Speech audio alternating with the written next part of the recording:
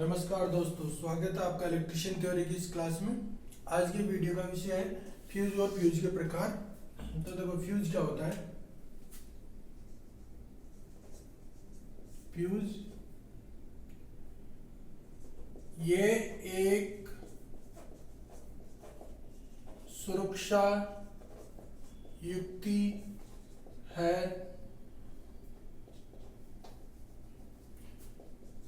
जो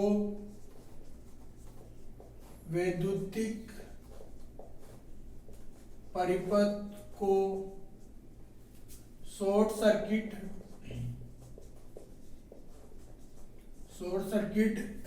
एवं ओवरलोड की स्थिति में सुरक्षा प्रदान करती है।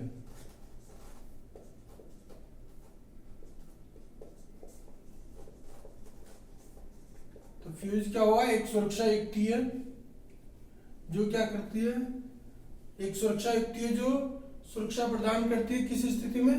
शॉर्ट सर्किट की स्थिति में और ओवरलोड की स्थिति में। तो देखो, फ्यूज की जो वर्किंग होती है वो क्या होती है? फ्यूज की क्रियाविधि। जो फ्यूज जो तंतु होता है, फ्यूज तंतु में निर्धारित मान से अधिक मान की धारा बहेगी जब फ्यूज तंतु में से निर्धारित मान से अधिक, जैसे मान लो आपने उसका निर्धारित 5 एम्पीयर कर रखा है, उससे अधिक मान की बहेगी, तब क्या होगा? मान से अधिक, निर्धारित मान से अधिक मान की विद्युत धारा बहेगी तो विद्युत धारा बहने पर वह तंतु पिघल जाएगा।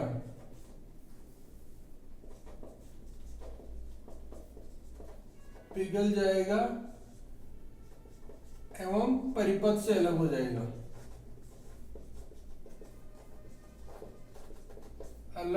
जाएगा। जिससे परिपथ में विद्युत धारा प्रवाहित नहीं होगी। ठीक है, ये इसकी वर्किंग हो गई। अब देखो, इसमें इंपॉर्टेंट चीज है, एक तो निर्धारित धारा। ठीक है, इसमें आया सब। निर्धारित धारा क्या होती है? निर्धारित धारा जिसको फ्यूज रेटिंग बोलते हैं। फ्यूज रेटिंग, जिसपे आपके फ्यूज पे लिखा होता है इतनी रेटिंग का ये फ्यूज है। ये क्या होता है? वह अधिकतम मान की धारा जिसको फ्यूज तंतु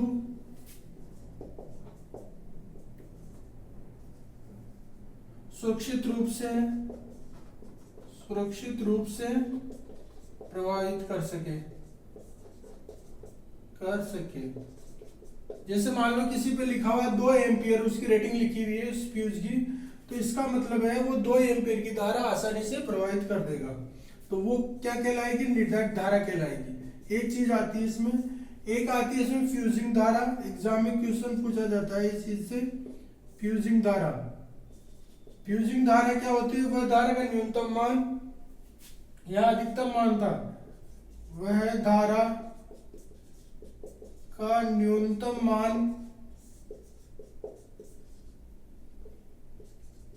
जिस पर फ्यूज तंतु पिघल जाता है।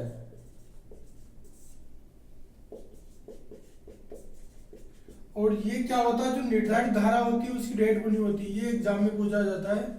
निर्धारित मान की जो धारा होती है उसका 1.5 गुना होता है। जैसे मान लो ये 2 एम्पीयर यहाँ निर्धारित धारा है, तो 2 को आप 1.5 से गुणा करोगे तो कितना आ जाएगा? 3 एम्पीयर, 15 दूनी 30, 3 एम्पीयर इसकी निर्धारित धारा होगी। ठीक, ये फ्यूजिंग धारा होगी, यानी 2 एम्पीयर तो सुरक्षित प्रवाहित करेगा फ्यूज, और उससे ज्यादा कितनी 1.5 गुना ज्यादा 3 एम्पीयर होती है वो पिघल जाएगा और सर्किट को अलग कर देगा विद्युत धारा से। ठीक है, अब देखो इसके बाद अगला टर्म में फ्यूजिंग फैक्टर, जिससे एग्जाम में क्वेश्चन बनते हैं। एक तो इससे बनता है फ्यूजिंग धारा। क्या होती है? फ्यूजिंग धारा होती है जो निर्धारित धारा होती है उसकी डेट बनी होती है और जिसपे फ्यूज तंतु आपका पिघल जाता है। अब देखो फ्यूजिंग फैक्टर क्या होता है, ये एग्जाम में पूछा जाता है क्योंकि ये अलग अलग जो टाइप के जो फ्यूज होते हैं उनका फ्यूजिंग फैक्टर अलग अलग होता है। तो देखो तीसरी टर्म है फ्यूजिंग फैक्टर। फ्यूजिंग फैक्टर क्या होता है?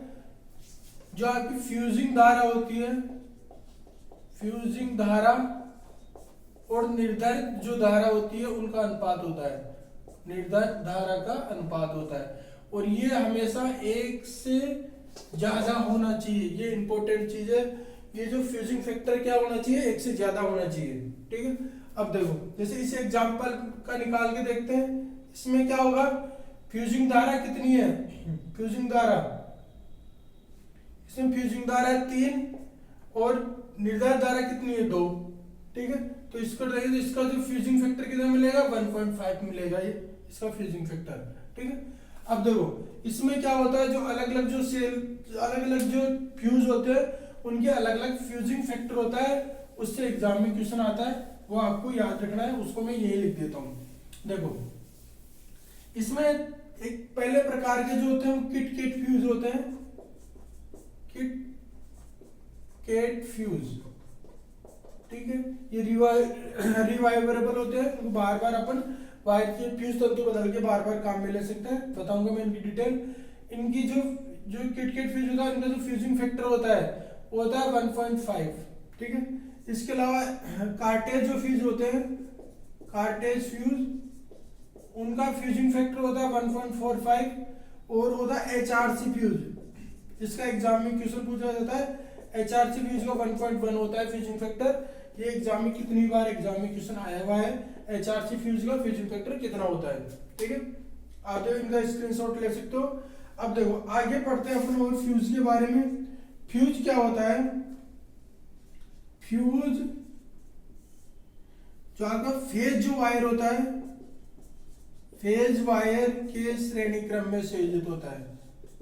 श्रेणी क्रम में संयोजित करते हैं अपन फ्यूज को। एमसीबी भी श्रेणी क्रम में लिखती है, फ्यूज भी श्रेणी क्रम में लिखता है। तो पहली शर्त ये हो गई, श्रेणी क्रम में लगाएंगे, संयोजित करेंगे। ठीक है, इसके अलावा जो इसको है आपको निर्धारित मान का फ्यूज, जो सर्किट में जितना लोड है उसको कैलकुलेशन करके निर्धारित मान के अनुसार ही फ्यूज की चयन करना चाहिए। परिपथ में निर्धारित मान का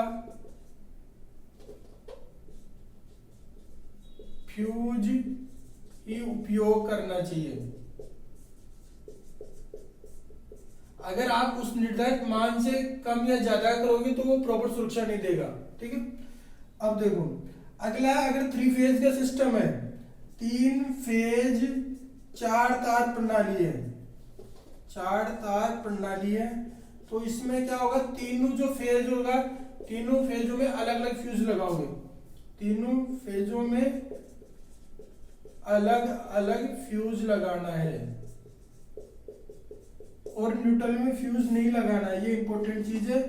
इसका मैंने एक वीडियो बना रखा है, आप YouTube में जाइए, वहां प्लेलिस्ट में इलेक्ट्रिशियन प्रैक्टिकल के नाम से ये वीडियो मिलेगा, जिसमें बता रखा है न्यूट्रल में फ्यूज भी नहीं लगाना चाहिए। न्यूट्रल में फ्यूज नहीं लगाना चाहिए, बल्कि इसमें क्या लगाना चाहिए? लिंक लगानी चाहिए, लिंक लगानी चाहिए। उस वीडियो में मैंने इसका डिटेल से बता रखा है। ठीक, अगला देखो इसका निर्धारण, जो फ्यूज जो वायर होता है, फ्यूज का जो तंतु होता है वो इंपॉर्टेंट है। वो उसकी क्या विशेषता रहती है फ्यूज तंतु की। ठीक है, तो ये एग्जाम में आता है क्वेश्चन। फ्यूज तंतु, फ्यूज तंतु इसका क्या होना चाहिए? निम्न तो गलनांक होना चाहिए। निम्न गलनांक, गलनांक क्या होता है? वह बिंदु जहां पे कोई भी ठोस ध्रुव अवस्था में बदल जाता है। निम्न गलनांक एवं निम्न विशिष्ट प्रतिरोध, ये दोनों निम्न होने चाहिए। निम्न विशिष्ट प्रतिरोध, विशिष्ट प्रतिरोध निम्न तो गलनांक होना चाहिए, निम्न विशिष्ट प्रतिरोध होना चाहिए। ये इंपॉर्टेंट है, आप इसको याद रख लेना, एग्जाम में ये चीज पूछी जाती है। ठीक है, अब देखो, अब आगे पढ़ते हैं अपन फ्यूज के प्रकार। इंपॉर्टेंट चीज आ गई। तो फ्यूज कैसे लगना चाहिए? श्रेणी क्रम में लगना चाहिए, निर्धारित मान का लगना चाहिए, और उसके अलावा 3 फेज अगर सिस्टम है तो उसमें क्या है, आपको तीनों फेजों में लगाओगे, न्यूट्रल में फ्यूज नहीं लगाना है। ठीक है, इसके अलावा जो फ्यूज की जो रेटिंग होती है, फ्यूज की रेटिंग वो आपकी एम्पियर में होती है, एम्पियर में होती है। ये भी एग्जाम में क्वेश्चन आता है, होती है। फ्यूज की रेटिंग किस में होती है? एम्पियर में होती है। कितना एम्पियर का लोड है और उसमें कितने एम्पियर का आपको फ्यूज लगाना है। अब देखो आगे फ्यूज के प्रकार। ठीक,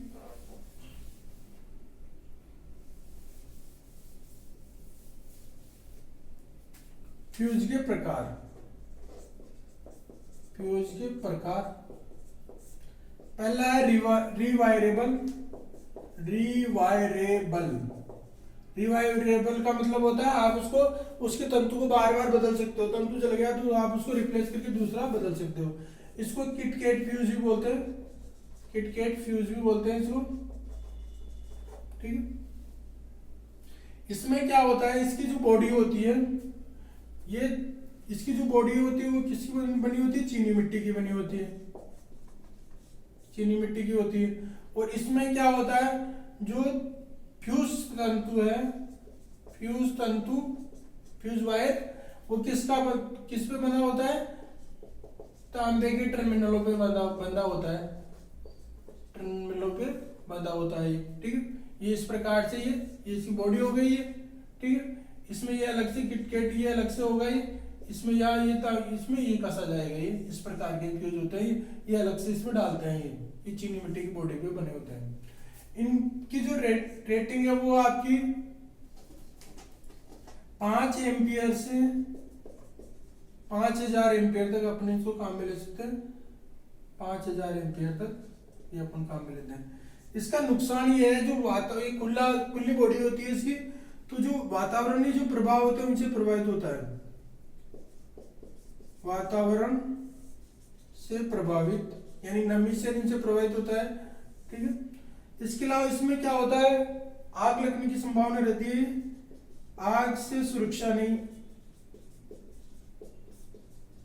ठीक है, इसका जो तंतु होता है, मोस्टली जो तंतु होता है वो आपका मिश्र धातु का बनाया जाता है। मिश्र धातु, मिश्र धातु कौन सी? आपका निम्न गलनांक की होनी चाहिए, निम्न विशिष्ट प्रतिरोध की। तो मोस्टली जो काम में ली जाती है वो ली जाती है आपकी टिन 63% और लेड या शीशा 37%। ये इसका एग्जाम में क्वेश्चन पूछा जाता है। जो तंतु होता है किसका बना होता है? टिन और लेड की मिश्र धातु, जिसमें टिन 63% और लेड कितना? 37%। ठीक, अब देखो अगर इसमें क्या होता है, इस फ्यूज को अपन बार बार काम में ले सकते हैं। इस वाले फ्यूज की क्या विशेषता होती है? इस फ्यूज को बार बार उपयोग किया जा सकता है, बार बार उपयोग किया जा सकता है, ये इसकी विशेषता है। ठीक, अगले दूसरे प्रकार का जो फ्यूज है वो आपका कार्टेज फ्यूज, कार्टेज फ्यूज। ठीक, इसमें क्या होता है, इसकी जो बॉडी होती है वो आपकी बेलनाकार होती है, बेलनाकार बॉडी होती है। और ये किसकी बनी होती है? कांच या पोर्सिलिन की बनी होती है, कांच या पोर्सिलिन की बनी होती है, पोर्सिलिन की बनी होती है इसकी बॉडी। और इसका जो तंतु होता है, तंतु क्या होता है, उसकी जो दोनों तरफ के जो सिरे हैं वो इसके दोनों तरफ के सिरों से बंधे रहते हैं, दोनों तरफ के सिरे। और ये पीतल के होते हैं, पीतल या तांबे के, उनसे बंधे रहते हैं ये तंतु। और इसके अंदर जो बेलनाकार जो पार्ट है उसमें आपकी मिट्टी भरी रहती है, मिट्टी भरी होती है। इसका जो उपयोग होता है वो औद्योगिक वायरिंग, इसका जो उपयोग होता है वो घरेलू वायरिंग में होता है। उपयोग कहाँ होता है? घरेलू वायरिंग में इसका उपयोग होता है मोस्टली।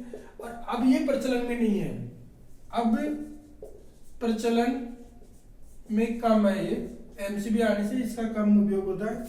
और इसका उपयोग कहाँ होता है? औद्योगिक वायरिंग में होता है उपयोग इसका, औद्योगिक वायरिंग में।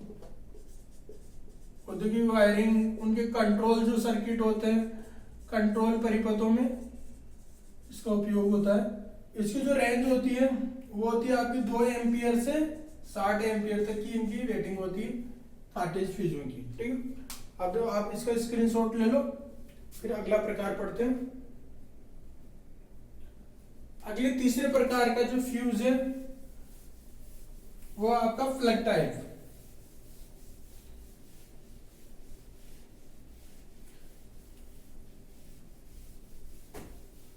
इसमें क्या होता है, ये वाला इसमें ऐसे बेलनाकार बॉडी होती है, ऐसे बेलनाकार बॉडी हो गई है। ठीक है, इसके ये दोनों तरफ ये टॉप पे इलेक्ट्रोड होते हैं, और इनमें क्या होता है, अंदर ये तंतु हो गया ये, और इसमें ये मिट्टी भरी रहती है। इस प्रकार के होता है कार्टेज फ्यूज। इसमें क्या होता है, एक इंडिकेशन होल होता है जिसे पता चल जाता है भाई यहाँ पे क्या होता है, पेपर होता है इंडिकेटर। वो पेपर अगर जल गया, पेपर अगर सही है तो सही है, अगर पेपर जल गया तो खराब है। ये इसका टेस्टिंग करने का, ये कार्टेज फ्यूज का यहाँ पे क्या होता है, यह इंडिकेशन होल होता है। उस इंडिकेशन होल पे पेपर लगा रहता है। अगर वो पेपर जल जाएगा तो फ्यूज जल गया, अगर पेपर नहीं जला तो मतलब फ्यूज सही है। ये आप मल्टीमीटर से, कंटिन्यूटी से भी टेस्ट कर सकते हैं, ये देखने से। इस पे बोर्ड पे लिखा होता है जैसे 2 एम्पियर 16 एम्पियर इसकी फ्यूज की रेटिंग होती है ऐसे। अगला तीसरे प्रकार का जो फ्यूज है वो है प्लग टाइप। प्लग टाइप, ठीक है, ये क्या होता है, जो डीसी सर्किट होता है उनमें आपका अलग से डालते हैं अपन। ये जैसे कोई भी बॉडी है, ये फ्यूज जैसे उसका चैम्बर होता है अलग से, उसमें फ्यूज को डालते हैं और ऊपर यहाँ स्क्रू से कसते हैं। ये जैसे इस टॉपी को निकालते हैं फिर उसमें डालते हैं। ये इस प्रकार के होते हैं। ये डीसी परिपथों में काम में आता है। डीसी परिपथों में, इलेक्ट्रॉनिक परिपथों में काम में आता है। ठीक है, बैटरी चार्जर इनमें आता है। इसकी जो रेंज होती है 2 एम्पियर से 12 एम्पियर होता है। ठीक है, इसका उपयोग अलग से आता है। डीसी जो परिपथ होते हैं उनमें किस प्रकार के फ्यूज काम में लेते हैं, प्लग टाइप है। और छोटे जो इलेक्ट्रॉनिक परिपथ होते हैं, इलेक्ट्रॉनिक उपकरण होते हैं, उनमें ये प्लग टाइप फ्यूज काम में लेते हैं, उपकरणों में भी ये। ठीक है, चौथे प्रकार का एचआरसी फ्यूज। ये इंपॉर्टेंट है, ये एग्जाम में पूछा जाता है। एचआरसी फ्यूज में क्या होता है, ये बेलनाकार बॉडी होती है, इसकी बेलनाकार बॉडी, और इसकी बॉडी किसकी बनी होती है, सिरामिक की बनी होती है। इसकी कांच और पोर्सिलेन की बनी होती है, इसकी सिरामिक की बनी होती है इसकी बॉडी। ठीक है, और इसका जो तंतु होता है, और उसमें जो सिरामिक में जो बॉडी होती है, जो खाली बॉडी होती है, वो उस बॉडी में क्या होता है, बॉडी में जो अग्निशमन के लिए, यानी ये अग्नि से सुरक्षा देती है। ये कार्टेज फ्यूज में अग्नि का संभावना नहीं होती, अग्नि से सुरक्षा देता है। उस वाले में आग की दिक्कत रहती थी, आग लगने की। अग्नि से सुरक्षा, अग्निशामक के रूप में इसके जो सिलेंडरिक भाग होता है उसमें क्वार्ट्ज सिलिका होती है, चमकदार सिलिका, क्वार्ट्ज सिलिका होती है इसमें। ठीक, और इसका जो तंतु है ये इंपॉर्टेंट है, इस वजह से महंगाई बनता है। इसका तंतु द्विधात्विक होता है, यानी 2 धातुओं से बना होता है। वो कौन सी होती है, तो शुद्ध चांदी और टिन, इनसे मिलकर बना होता है, शुद्ध चांदी और टिन से। इसी वजह से क्या होता है, ये महंगा होता है। लेकिन क्या होता है, ये एचआरसी की फुल फॉर्म होती है हाई रिपल्जिंग कैपेसिटी, हिंदी में उच्च विदारण क्षमता। ठीक है, यानी ये क्या होता है, तेजी से कार्य करता है, ये तेजी से कार्य करता है। इसका फ्यूजिंग घटक कितना मिला था, मैंने फ्यूजिंग घटक बताया था। इसका फ्यूजिंग घटक 1.11 होता है। ठीक है, सबसे कम फ्यूजिंग घटक होता है, इसलिए ये तेजी से कार्य करता है, महंगा होता है। और इसको भी अपना, अगर ये खराब हो जाएगा, ये भी खराब हो जाएगा, तो इसको बार बार उपयोगी नहीं है, आपको बदलना ही पड़ेगा। ये भी बार बार उपयोगी नहीं है, आपको इसको भी बदलना पड़ेगा खराब होने पर। तंतु जलने पर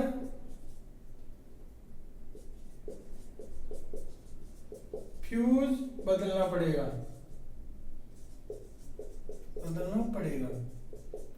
इसका जीवन काल अधिक होता है, जीवन काल अधिक होता है। ठीक है, ये प्रमुख प्रमुख फ्यूज थे, उनकी विशेषताएं थी। ठीक है, अभी देखो आज की वीडियो में इतना ही, धन्यवाद।